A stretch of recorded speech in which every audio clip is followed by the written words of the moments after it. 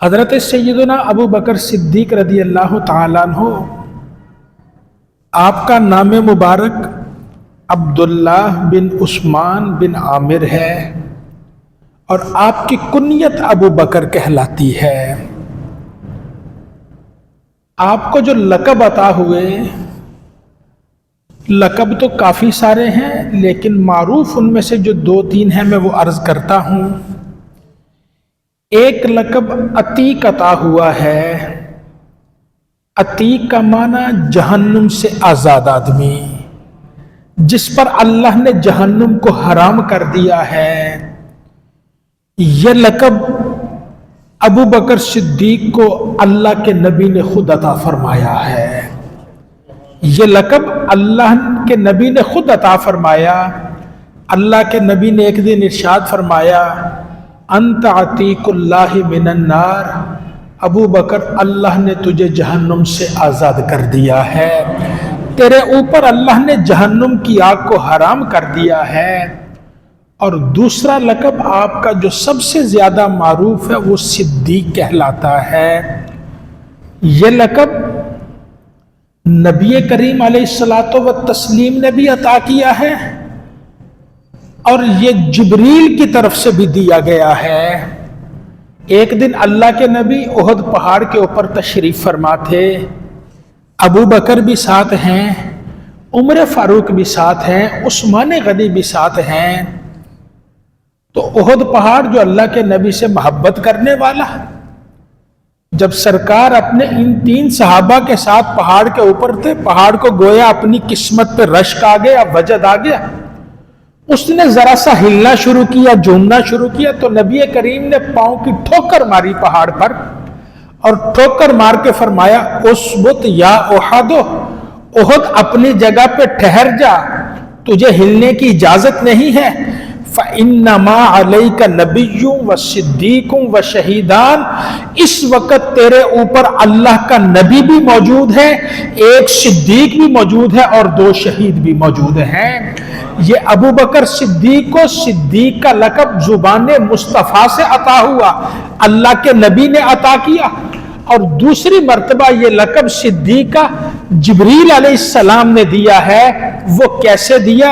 نبی کریم علیہ الصلوۃ والتسلیم نے ارشاد فرمایا، میں معراج کی رات رب کی بارگاہ میں گیا، میں جب واپس آ رہا تھا فرشتے ساتھ تھے، جبریل میرا ساتھ تھا، میں نے جبریل سے راستے میں آتے ہوئے کہا، معراج سے واپسی پہ کہا، جبریل میں آج اللہ کی بارگاہ میں گیا ہوں، رب کا دیدار کیا ہے، اللہ سے ملاقات ہوئی ہے، میں واپس صبح جا کے مکہ والوں کو بتاؤں گا، کوئی یقین نہیں کرے گا، کوئی اس بات پر ایمان نہیں لائے گا اور کوئی اسے ماننے کے لیے تیار نہیں۔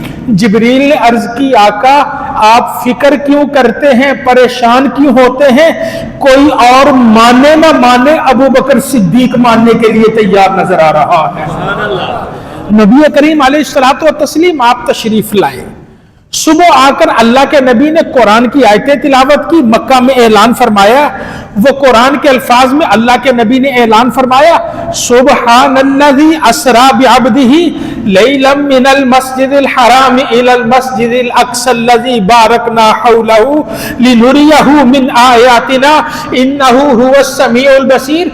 نبی کریم نے اپنے تذکرہ معراج کی باتیں کی، صبح مکے والوں کو قرآن سنایا، ابو جہل تالیاں پیٹنے لگا، ابو جہل خوش ہو گیا، کہنے لگا آج تک کو محمد نے غلط بات نہیں کی تھی، آج تک اس نبی نے کوئی ایسی بات نہیں کی تھی جسے غلط کہا جا سکے، جسے جھوٹ کہا جا سکے، جسے انسانی سوچ سے بڑا کہا جا سکے۔ آج ایک بات کر دی ہے، میں رات مسجد حرام سے مسجد اقصی گیا، واپس آ گیا، اور کچھ ہو نہ ہو، اس غلط بات کی بنیاد پر، اپنے گمان میں وہ غلط کہہ رہا تھا، اس غلط بات کی بنیاد پر آج میں ابو بکر کو توڑ لوں گا، آج ابو بکر کو محمد سے جدا کر دوں گا۔ ابو بکر بڑا دانا آدمی ہے، زیرک آدمی ہے، معاملہ فہم ہے، ان باتوں کو سمجھتا ہے۔ حضرت ابو بکر صدیق کسی کام سے مکہ سے باہر تھے، وہ راستے میں کھڑا ہو گیا، ابو جہل راستے میں کھڑا ہے، ابو بکر صدیق واپس آئے، راستے میں ملاقات ہوئی، ابو جہل کہنے لگا ابو بکر ایک بات تو بتاؤ. فرمایا پوچھو کیا پوچھتے ہو, اور یہ بتاؤ کوئی آدمی ایک رات میں مسجد حرام یعنی مکہ سے مسجد اقصی بیت المقدس چلا جائے, وہاں سے واپس آ جائے, کیا یہ ممکن ہے؟ کتنی دیر کا سفر ہے؟ فرمایا 40 دن کا سفر ہے. تیز رفتار سواری ہوگی تو 1 ماہ کا سفر ہے جانے کا, پھر واپسی آنے کا اتنا ہی سفر ہے, ایک رات میں کوئی نہیں کر سکتا. ابو جہل نے جب گفتگو میں اپنا جال بچھایا, جال بچھا کے کہنے لگا ابو بکر اگر کوئی بندہ ایسی بات کرے پھر اسے کیا کہیں گے؟ کوئی کہے میں راتوں رات گیا مسجد حرام سے مسجد اقصی گیا واپس آ گیا, کیا کہیں گے؟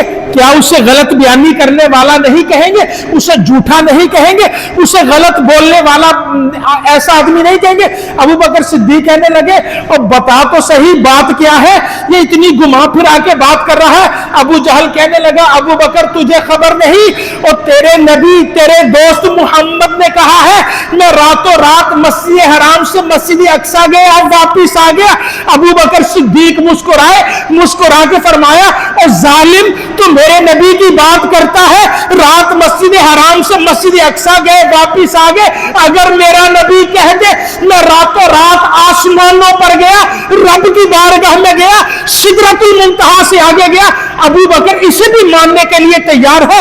ابو جہل نے سر پکڑ لیا اور کہنے لگا ابو بکر مسجد حرام سے مسجد اقصی آنا جانا 2 ماہ کا سفر ہے تیز رفتار سواری پہ, ایک رات میں ہوتا نہیں, کیسے مانو گے؟ اور تو کہتا ہے میں آسمانوں پہ جانا آنا ماننے کے لیے تیار ہوں.